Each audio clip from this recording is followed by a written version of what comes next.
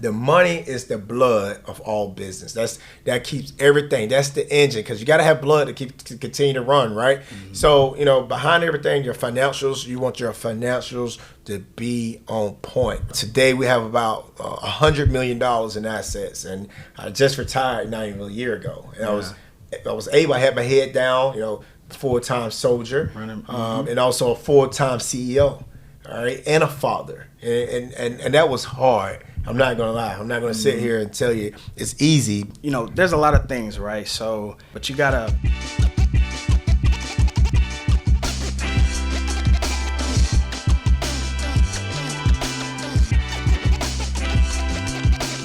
Hey, welcome back, everyone. We back here for the DB podcast. That's right, DB Business Blueprint. And today, I got my CFO. That's right, I got my special guest on the Bands of Brothers Investment Group team, Julian, man. Julian, what's going on, baby? What's up, man? What's up? It's good to be here. It's nice. It's nice, huh? hey, you leaving Dallas, man. It's pretty cold in Dallas right now. Oh, yeah. I escaped that weather, got out here where it's 70, 75 degrees. So I know that's right. You know what I mean? You miss Hawaii, man. I do. I do. Nah, man, shout out to you, man. Yeah. But, hey, man, we're going to jump straight in there, man. So Julian, what I'm saying, is a good friend. The Bands and Brothers Investment Group, we're a family, all right? He's my brother, what I'm saying? We work together. We got a phenomenal team. It's been just growing and scaling the business. It's been great to watch you grow, watch our company grow, you coming on. But give everybody a little bit about Julian. Who's Julian Simmons, man, from H-Town, Texas? Julian Simmons, H-Town. Katy, Texas, right outside of Houston. Everybody got to, they make sure that they give me crap about that. It's not actually Houston, but yeah, no. Julian Simmons, I'm the CFO, Band of Brothers, also a business and financial consultant, Westpac Wealth Partners. I'm just a kid, grew up in Houston, and did a lot, played ball growing up. Played at Division I basketball at Army, at United States Military Academy at West Point. Served in the military. I know we'll talk a lot about that. That's how Duran and I met. But how was that, man? That was that was years ago down there in Fort Hood. Yeah, they changed the name of it, right? Yeah, they did. I think just recently, just changed it. But nah, it's So, graduated.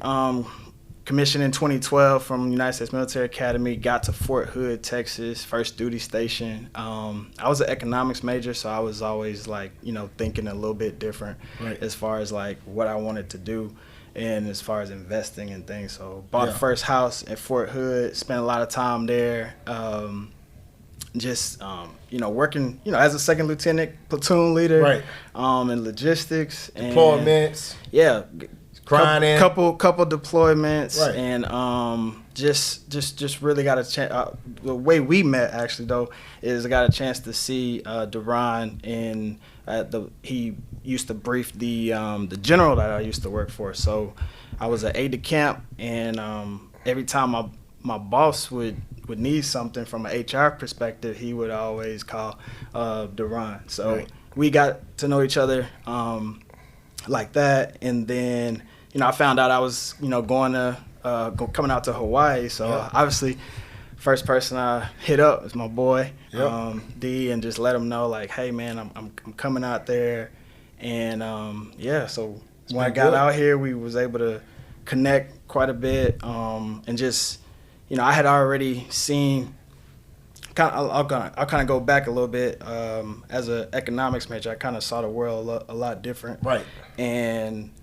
I started buying houses everywhere I was moving, so that's when I really hit up D. It was hey, man, what's going on out there? Where's the best place? Where should we, where should I move to? And so you helped me out quite a bit there on the transition and stuff. So and it's been good. So you came out here. We've been out here, me and Pam and the family, almost 10 years. So I think you probably been out 8 years maybe. Yeah, it was total. It was 2016. 2016. Time ticking, man. Here. Yeah, it's time pretty ticking fast. Yeah. So you've been out here for a while. You've been investing in real estate, but then we talking about you, the CFO of Bands of Brothers Investment Group, right? That's my company. I started 10 years plus ago, and but you've been a part of that real early, right? I kind of brought you in, you want to give a little background, right? So got into business, you was this again, just,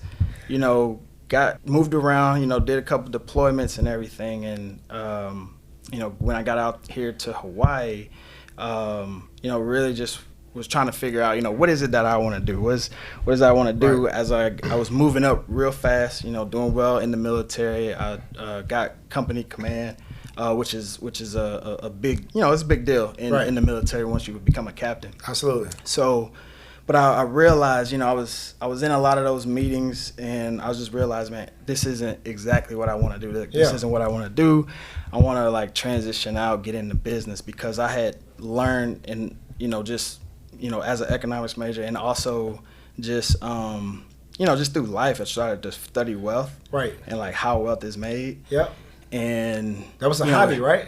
It was a hobby, and it was also I knew, there's three ways, right? There's three ways wealth is made. You either born into it, you either got real estate, or you own business. Right. And I've been doing the real estate. I had been buying houses and everything, but I knew I hadn't had that business yet. Right. And so transitioning out, I'm over here looking for businesses. I'm looking at franchises and getting hit up by all these brokers trying to earn your business and everything. And so I'm meeting with these brokers. And this is something else. If anybody's wanting to get into franchising, there is a lot of brokers out there that are trying to they're trying to sell because they get paid off of that. But meeting with D here, it was just it was great, because I was able to really get the lowdown on what business I should go into. And so I was looking at the pros, the cons. Yeah, I wanted to be in health, fitness, and I was looking at Snap Fitness. I was looking at 9 Rounds, all those different ones, and then Anytime Fitness was one. Veteran friendly franchise, and so D and I, we talked about it, and D was just giving me the real on that first business. If anybody knows, that first business that D did, he told me about that, and it was good because it was all my learning lessons. It was the first one for me. Yeah. And I tell people all the time, I lost about $500,000. Didn't really lose it, because it was all education for me. Right. So I wouldn't go back and would not change that a day of the world, because it became who we are today, losing that type of money. And that gave us the systems of process. And that's why we do the DB podcast. So we teach those things those mistakes, and we talk about all the things that we did wrong, and these are the things we're doing right now. So and that's how you kind of came in about, right? You was going down, say, listen, hey guy, man, hey, I tell you everything. I done touched the stove. That stove was hot, you know what I mean? But and I thank you for that. And that was huge, because I was about to make a decision to go. I know I wanted to work for myself, but I was about to go get one of those other franchises and just kind of wouldn't have known what to do. Right. And so we met quite a few times, and just was like, all right, you gave me straight, this is this. I know how to, where to do the building, how to do the build out, what the LOI, the LOI, the negotiation. We went and looked at it, the strategic logistics. You got logistics background. Everything, all that, getting all the equipment. How we gonna get the equipment here? All the way in Hawaii, right? To as opposed to in Texas or anywhere like that. And so we basically used our resources. We was able to invest together in that AEA location here in Hawaii. And I think it was what was the first location? It was second. It was one of the second locations we looked at, and it was like, man, this is it. Right. You know what I mean? Yeah, the numbers made right. We always talk about putting business in strong demographics. It was centrally located, location. Yes. If you ever check out our other episodes, we talk about some of the business that there's one business that I failed, and that was Anytime Fitness. Again, I still own that business to this day, and right now we turned around. Yeah, we turned that business around. We opened the doors on that business about 8 years ago, but that's the grind that people don't talk about. You know what I mean? But we have built and developed franchises, Anytime Fitness in North Carolina, Fort Bragg. Ramsey, the whole Fort Bragg area developed those. Richardson, we in Arkansas, Chaffee, IL. We got a location downtown Honolulu, and I just did another deal closest out there in Waikiki, and we also doing a deal on Maui and in Kapaha. So we are growing, we scaling, right? You was able to get in there, and that's why this right here is important. All right, this is why we talking about it, because we want to teach people. All right, we want them not to make the mistakes that I've made. That's why we always talking about it during our conference. You know what I mean? And again, you want to learn these things. You want to know the system, the process, the business, how Bands of Brothers, right? Bands of Brothers, how we did it. All right, we system, we military driven. Our whole team is veterans, except for one. That's Broderick. Right. All right, but he's been supporting the military for many years as a government contractor. And he's surrounded by 3 other brothers, us, you know what I mean? They're always talking military. Shout out to them too. Yeah, man. shout out to my team, right? Yeah. That's it's you can go fast and you can go far by yourself, but you can go even further when you got a team. When you got a team, when you got partners. So, right. I would say in business, partnerships are very, very, very important. Absolutely. If you want to really scale and go far. But it's not easy either way. You know what I mean? Like, even though D had already made the mistakes, he educated me on those things. Like, you still gotta have that grit and that grind, because there is like some sleepless nights, early mornings, late nights when you are putting together a business plan, pro forma business plans, because the banks want working out the logistics. The banks want, if you ever bought a home, there's a lot of paperwork that goes in that. But when you go into business and you want an SBA loan, times 20, way more, hundreds of papers, 10 times the amount of hundreds. It's crazy. So especially SBA. Yes, it's SBA. SBA government backed loan. Like they want to know everything. They want to know the collateral, right? Like, what can you put up? What assets do you currently have? Right. They really go really deep into your personal finances and things. So check it out. So we're gonna switch it up a little bit, because part of this podcast, we want to teach people that's watching, the finance side. All right, the roles of the CFO. We want to talk about, we want to go deep in it, right? We want to talk about some P&Ls, some things that we did right, some things that we did wrong. How did we start it? You know what I mean? Wearing so many hats. We was working in the business. You know what I mean? Because when you start a business, again, one business is not going to be enough to feed everybody at the table, right? Especially if you got an investment group, right? And you need multiple businesses, right? But we started with one, and we build one by one. We keep on building businesses. But let's talk about things that on the financial side, because I call the finance, the money is the blood of all business. That keeps everything. That's the engine, because you got to have blood to continue to run, right? So, behind everything, your financials, you want your financials to be on point, right? So what are some of your roles in the company? Where from when you first started, now you kind of like, as we continue to grow this massive empire, because we just growing, right? We got a lot of not just the Anytime Fitness. We got me and my wife. We got a vacation rental business. We have a marketing business. I have a multifamily business. We have a lot of business. Then you have a business, and it's a lot of stuff that we're doing. And we trying to just, again, give them the blueprint, So let's drop some nuggets, you know what I mean? Let's go with the DB podcast. What we got here? For sure. Well, I would say, and I just made me think about all the things that you're doing, is like, it's really all those hats that you were wearing in one business, and you've kind of like taken it, and now you're doing multiple businesses. So like, when you first starting out, you kind of wearing all those hats, right? Working in the business. You're doing operations, finance, paying bills, doing all of it. Marketing, all that. And I think one of the things too is when we were doing that together, like, you allowed me to just go through everything, like literally.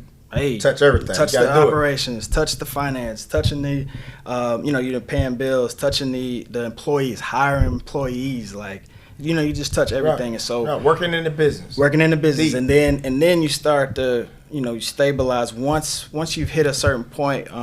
So before you start a business, it's always good obviously do a pro forma. What a pro forma is like your projections on what you think the business is going to do. Right. And a lot of lenders need that. So especially that SBAs, because SBA, they lend off pro formas for a new business. Correct. Right. So if you're a new business, right? If you're a new business, you want to make sure your projections are good. You're showing good cash flow on your pro forma, because lenders, for new business owners, there's no other data that you have that they can use. So they're going to go off your business plan, and they're going to go off your pro forma. Now, you start having multiple locations. When you got 2 locations or 1 location, they're going to be asking for your past, your current business. They want to look at them, all of them. So again, if you go into business, if you listen to this, make sure you have a good pro forma. And we got all that. So make sure you visit us at www.duranbethea.com. Yep. Nah, absolutely. So just learning, so touching everything, right? Going back to that, learning everything in the business, you find out what your strengths are, right? Right. And do you know what his strengths were? I knew where my strengths were. When we both agreed, finance would probably be like one of the better places for me to focus on. And so, as we got Jerome, who does all the operations. We got Broderick, who does all the marketing. I learned a lot through them by doing those things in the business. But then finance was like something that was my strong point. So, there's a lot of things, right? So there's bills that have to be paid, right? But you gotta project to make sure that you're gonna be able to take care of whatever that's coming up, any bills that's coming up. Because everything is triggered based off their pro forma, right? Yeah, that's why you got to stick to that pro forma. I think one of the lessons we learned was, at the beginning you're doing that pro forma. It's like, man, I'm just doing the pro forma, get this loan. But then when you get the loan, you're starting to work, in the business, and a lot of times you just kind of stray away from maybe what the numbers are supposed to be or what they're supposed to look like on the pro forma. But so I would say, always go back. Make sure you sticking to that performance every month. And that's some of the things that we do, right? We do monthly reviews where we sit down, me and you, we get on, we jump on. You in Dallas, I'm in Hawaii. We jump on and we go through all our financials, and line by line, we looking at our chart of accounts and looking at each expense. And I'm looking for trends, right? Because the only way I can perform at the level that I'm performing, I gotta depend on data, right? So I'm dependent on that and the accuracy of that information on my P&L to ensure that I am able, as the CEO of the company, to make the right decisions as we continue to grow. Yeah, and a lot of those decisions are predicated right off of the finances and what the P&L, the profit loss statements, what those look like. When we are going through those, the data's numbers not gonna lie, right? You got if it's a certain amount, say it's a bill is like $500 a month, and then we just see it pop up to like $2,000. That's a problem. There's something there that happened, and so it's important to get in front of those things, right? You want to try to get in front of based off of your projections, but when those things do happen, that's when you gotta figure out, okay, what's going on with that, what's going on with this, and sometimes you don't, if you're doing it on your own, or if you don't have a team or you don't have somebody else that's checking and looking, sometimes that can go on for a couple months at a time, and then that throws off the actual projections in the pro forma. Which brings up to a point where even a company like ourselves that's growing, we got so many different branches. I think I got like 7, 8 different branches of companies that's growing every single month, every day.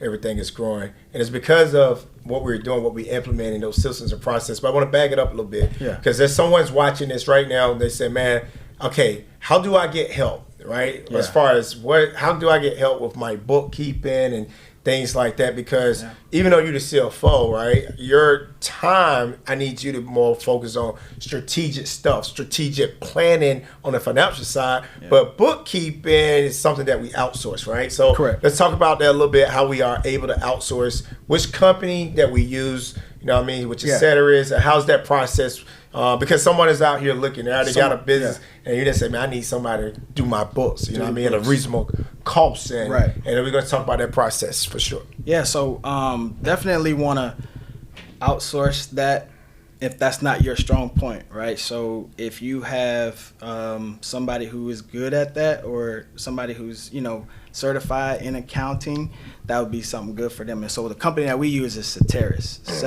They are out of South Carolina. Yeah. And I mean, every week, I'm on 2 or 3 times a week with them, just making sure that they are updating everything, make sure everything is good. You don't have to do that as much. You don't have to be on the calls with them, but they specialize in more like franchises. So if you're looking at franchises and things, like that's their strong point. And I will say that, when you outsource, no one's going to care about your company the way you do, right? So don't get comfortable. Always stay uncomfortable. Always want to learn, right? Yep. Even though you're outsourcing, you may be outsourcing marketing, you may be outsourcing your finance piece as far as bookkeeping. It's your job. You are responsible for making sure that data is correct, because you want to go there and you want to check it. I know that accounting, taxes that's not the fun part. Yeah. We love it. I love it. Love tax.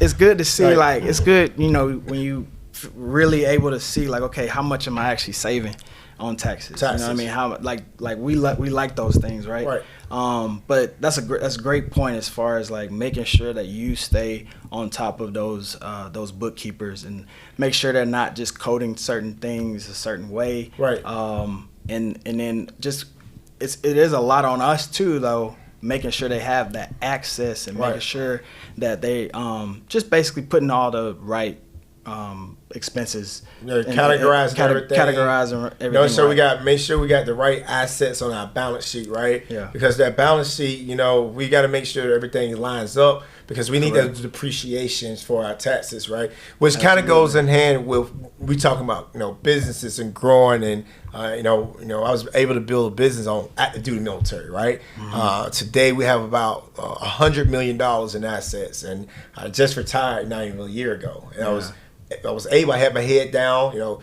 full-time soldier, and also a full-time CEO, all right, and a father, and that was hard. I'm not gonna lie. I'm not gonna sit here and tell you it's easy, but I wanted to position myself and my family so that we can control our destiny, and all those things that we've been able to do. Systems, process has just been phenomenal. But I want to talk about and we're talking about business, and we're talking about finances, and I love getting into and franchising. We actually in the middle of creating and starting our own franchise. Again, I want you to stay tuned. It's going to be dropping real shortly. It's going to be dropping our first franchise out in North Dallas, and it's going to be phenomenal. So I want you to stay tuned for more information on it. But, when you get into business, it becomes fun, right? Mm-hmm. Especially when you understand data, you understand process, you understand systems and operations and scalability, because everything that we're doing is scale, right? Mm-hmm. I'm in it right now. I'm always doing deals because I know there's an exit that we're trying to do, right? So, we get forced to. A lot of people don't understand. True entrepreneurs, we are forced to open more businesses, because if we're not opening up businesses, and you may buy a business in Texas, right, for say $600,000, $700,000, $800,000, and you maybe when you purchase the business was only making $50,000.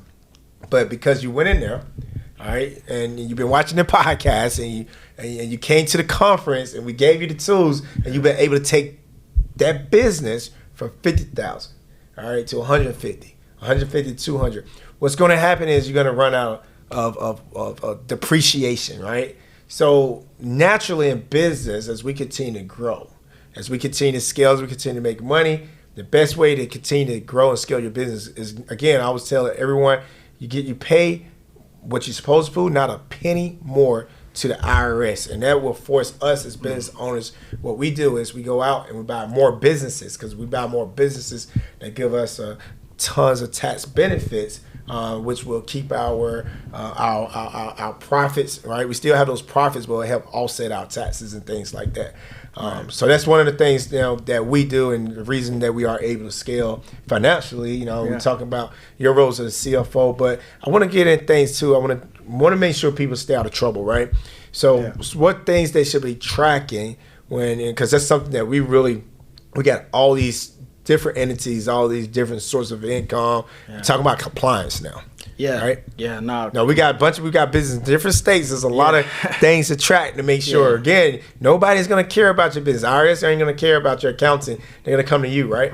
Right. And so, this is good because that's got to be a priority is that compliance. And if you have a good CPA or good accounting team, you want to make sure that they are taking care of any type of reporting, any type of compliance things for that specific state. Right. And so, you got end of year filing. There's filing every year that you got to do for depending on whatever state it is. You got the unemployment, right? There's some depending on what state it is, you got to make sure you taking care of those. Now sometimes that's straight through your payroll, but then if your percentages aren't right, if they're gonna find out. You know what I mean? Absolutely. So they're gonna find out, and it's important for you to obviously just make sure those are getting taken care of. You shouldn't wait for an audit, right? We should be auditing yourself, right?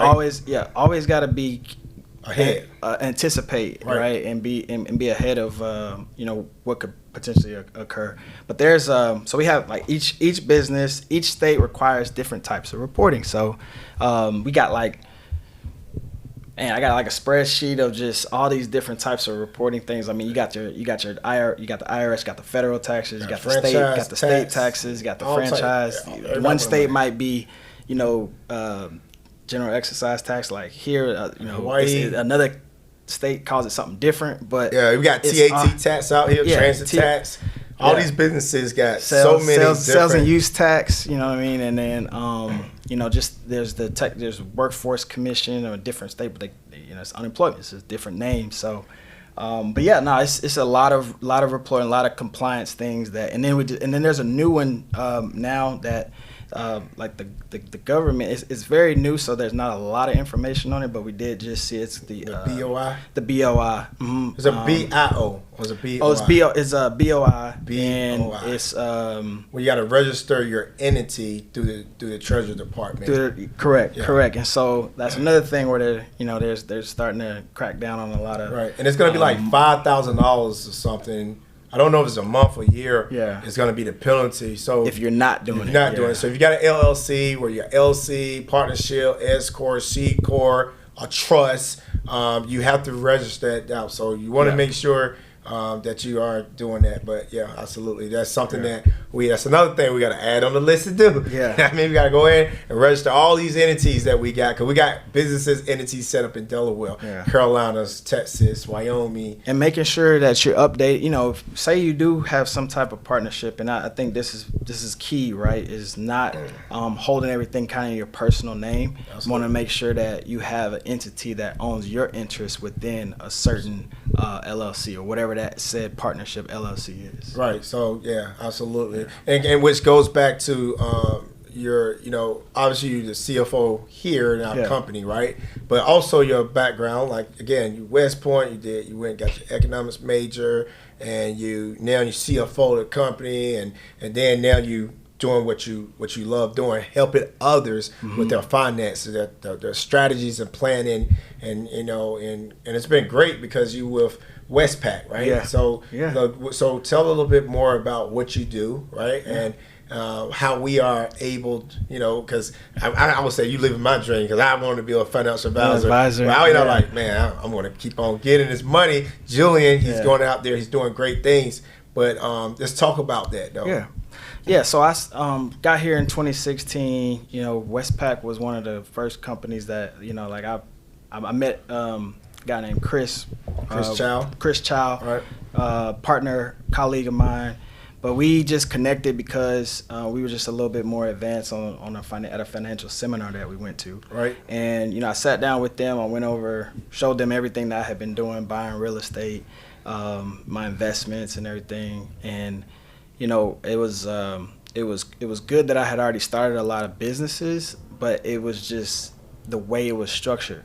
I was able to find structure. They showed me that structure. It was the first time, I'm 26 years old at the time. Right. I'm sitting at a table, it's like one of them boardroom tables. You got financial manager here, wealth manager, you got your CPA, CPA, you the got lawyer, got the attorneys. Yeah. And so it was the first time that, you know, I just really felt like, you know, man, I got a team working for me. Team. And so a lot of other companies, they were just trying to move over assets. How much assets can you bring over with us? But really, I had a team of everybody in the same room talking, and that's what you want to do for personal and for the business, right? You want to have a team that's working together so that everybody understands what the strategic plan is.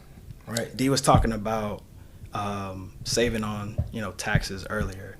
Some of those things we wouldn't have known if how to save on business taxes if it wasn't for like a team working together for us. So like you said, you get to a certain point where you're making money, the business is stabilized, you got to figure out how to keep some of that money. But you don't want your, you know, attorneys over here planning in one way, or if you're trying to buy a house, you got your mortgage lender wanting you to show, you know, want you to show all this income, but then you got a CPA who's trying to help you save and keep the money that you're making. So anyway, like going back to that, to just the first time of having like a team around me, it felt really, really good. And so when I decided to get out and get into business, it's basically they were like, hey, you should come join us. Right. So it was great. It was great joining them.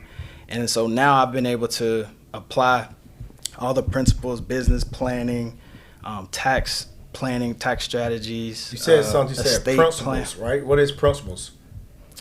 The basic, like the basic foundational principles of just finance, like really just coming up with like the steps, right? Like having some type of plan to set you saving to invest, right? If anything, everybody kind of start right with savings, but you're doing yourself no justice if you're saving money, right? We want you out. We want you to invest the money, right? Especially if you're watching this podcast and you know you might not be in business, but you may have some savings. You say, you know what, I want to get to X amount. I want to invest this in a car wash or barbershop or a franchise like McDonald's. You want to deploy that capital. You want to make sure it's working. It's working. That money has to work for you. Yeah. Your money has to be able to make money while you're sleeping. That's how you create true generational wealth. I make money. There's no way I got all these hats on, and you know what? When I'm asleep at night, there's someone that don't wear I got over 1,200 tenants. You know what I mean? Yeah. You know what I'm saying? Someone is paying me money throughout the month. You know what I mean? We have thousands of members. Someone's paying us money every month. So we want to, making sure once you start to create the cash flow, we want to take that cash flow. We want you to invest that money through things that's going to continue to make money while you're sleeping. Yeah, and just making sure so you're getting organized, right? As you start to grow and scale, making sure you got a good foundation, right? You got to get financially organized, working on saving, working on the tax strategies, the estate planning, right? Like how to protect. You want to make sure you're protecting because you're working hard for this, right? You're working hard for the business. You're working hard for just trying to grow, working hard for your family, working hard to create that generational wealth. And the way you do that is through making sure that you've got a plan to making sure you got an estate plan and some type of succession plan. Right. We do not just the investment side of investing our clients' money. We also do the protection, right? The asset protection, estate planning, and then also business, exit strategy. Right. So a lot of people think that, I need to wait till I'm ready to leave the business. But we planning backwards. That's why we do, like as a CFO, right? That's why we do the planning, right? And we're seeing, okay, we got this business doing this, we got this business doing this. Like, what if we were to have to sell something today? Are we ready? Is everything right? Is everything clean? How much can we sell it for? What's the multiple on that?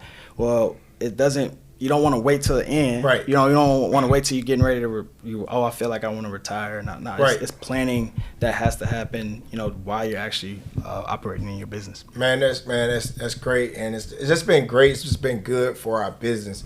And it's value add, and we're going to continue to grow. We're going to continue to scale, and we have so much that we're going to talk about. Yeah, it's so much. It's so much. It's like, man, it's just not enough time. But we're going to keep on dropping these jewels. you know what I mean, with my man Julian Simmons, man. But if they were, you know, if they want to get in contact, you know, obviously, you know, we building business, we talk every single day. But if someone want to get in contact with you, how are they going to be able to reach out to you? Say, you know what, man, hey, I want to, you know, let somebody look at my estate. I need someone to, not only that, you know, I want to create an IRA. I want to do retirement because, you know, insurance, if you're watching this, you know what I mean? Like, you know, if you're a principal, and that's why earlier we said principal, like a principal of a business means you're part of an owner or whatever the case may be. But you want to make sure you have insurance on you in case something happened to one of those key principles, right? You know, you want to have the insurance. So, you know, we have so much stuff that we could talk about, but you know, I mean, you hit it right on the head. Like, you work hard, right? You building up a business, but you got people, you got key employees, right? A key team.